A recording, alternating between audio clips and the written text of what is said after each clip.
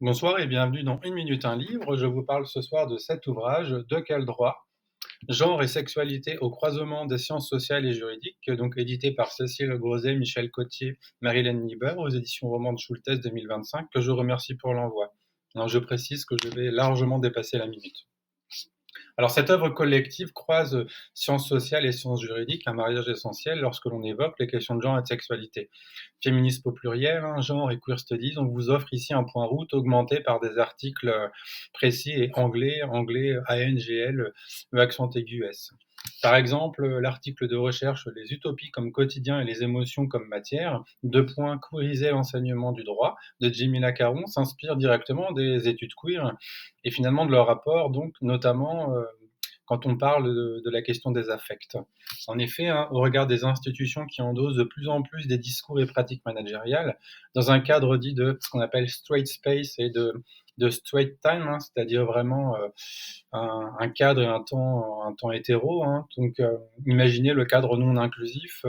La chercheuse propose ainsi de repenser ce qu'on appelle les hétérotopies selon Foucault, c'est-à-dire des espaces autres en rupture temporelle et spatiale avec la société et obéissant à d'autres règles ou des manières de résister à l'interne tout en tentant d'éviter une appropriation des luttes et des savoirs militants par l'université. Alors, c'est-à-dire que ces espaces révèlent finalement les rapports de pouvoir d'une société en montrant comment elle classe, contrôle et imagine ses propres espaces. Encore. Alors, un autre article s'intéresse notamment aux mentions de sexe à l'état civil et aux personnes trans et non binaires, en question ici la mention X, donc par Florence Ashley et Marie Dry. Donc cette mention X fait débat, avancée ou case réductrice et ou stigmatisante pour l'interrogation, étiquette ou non, faut-il supprimer la mention de genre à l'état civil et si oui, pourquoi? À noter qu'une partie des personnes militantes et assos LGBTQIA+, défendent une position radicale, c'est-à-dire la suppression pure et simple de la mention de genre à l'état civil, finalement jugée non nécessaire, contraignante et source d'exclusion pour les personnes trans et non binaires. Où en est-on selon les pays? Vous avez notamment un retour sur cette question dans le document et dans l'article. À noter également que le Conseil fédéral estime que les conditions sociales et techniques ne sont pas encore réunies pour abandonner la binarité femme-homme, ou alors pour introduire une catégorie non binaire. À noter également que ce cadre juridique informatisé national devrait alors en plus être profondément modifié. Alors je vous lis notamment page 77, les personnes non binaires varient fréquemment leur façon de communiquer et d'exprimer leur genre en fonction de l'espace dans lequel elles se trouvent. Le fait d'être identifié comme trans ou queer comporte des risques de harcèlement, de discrimination et de violence. La forme et l'ampleur de ces risques varient dans le temps et l'espace. Les personnes non binaires doivent donc constamment trouver un équilibre entre sécurité et reconnaissance, et l'équilibre que nous souhaitons trouver n'est pas statique. Donc c'est important d'avoir ça en tête, en tout cas dans un cadre contextualisé. Alors un autre article s'intéresse notamment aux défis et perspectives à la lutte contre le sexisme par les droits humains, donc écrit par Sofia Balzaretti. Alors quid du sexisme et de ses manifestations et formes plurielles? Pourquoi cible-t-il les femmes? Alors je vous lis notamment page 135, mais en sociologie, des violences et des discriminations, le sexisme est l'ensemble des institutions sociopolitiques, économiques, juridiques, symboliques et l'ensemble des comportements individuels ou collectifs qui semblent perpétuer et légitimer le pouvoir des hommes sur les femmes. Donc peut-être que je vous apprends rien, mais c'est important encore une fois de reposer le cadre conceptuel, en tout cas, et juridique sur les termes qui sont utilisés au fur et à mesure de la lecture. Alors en droit, une violence ou une discrimination qualifiée est une violation des droits humains. C'est donc l'occasion de parler ici de la Convention d'Istanbul et de la Cour européenne des droits de l'homme et de préciser notamment l'historicisation finalement des droits. Alors vous avez également la définition juridique, page 143.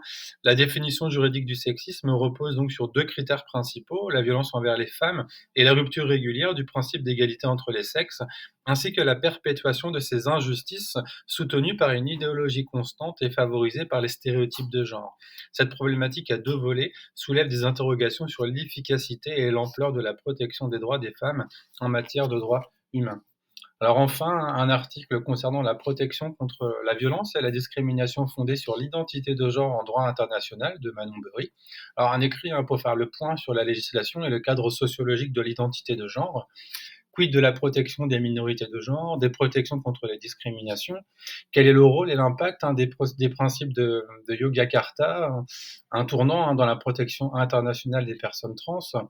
Selon les principes donc de Yogyakarta, l'identité de genre est, je cite, hein, l'expérience intime et personnelle de son genre, profondément vécue par chacun, qu'elle corresponde ou non au sexe assigné à la naissance.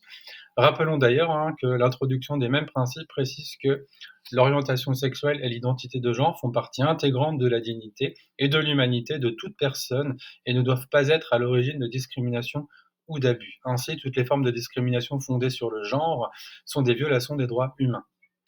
Alors, je vous parle aussi, j'avais dit enfin, mais en fait, c'est un enfin numéro 2, mais vous avez un article également qui s'intitule Retour au placard, l'appréciation de l'orientation sexuelle dans la procédure d'asile suisse, donc de Marc Cyril Baumgartner et Mathis Schnell. Alors, juste un court teaser, car j'ai vraiment été surpris par la lecture de cet article. Il y a énormément de choses que je ne connaissais pas. Je vous lis juste, voilà, dans la définition au début, c'est vraiment un court teaser, hein. L'argument de la discrétion est utilisé par les autorités pour nier l'existence de sérieux préjudices. Il part du principe selon lequel les personnes peuvent vivre leur orientation ou leur identité de manière discrète, voire la cacher, afin d'échapper à d'éventuelles persécutions. L'exigence de discrétion des institutions à l'égard des requérants-requérantes d'asile implique d'imposer une logique de placard.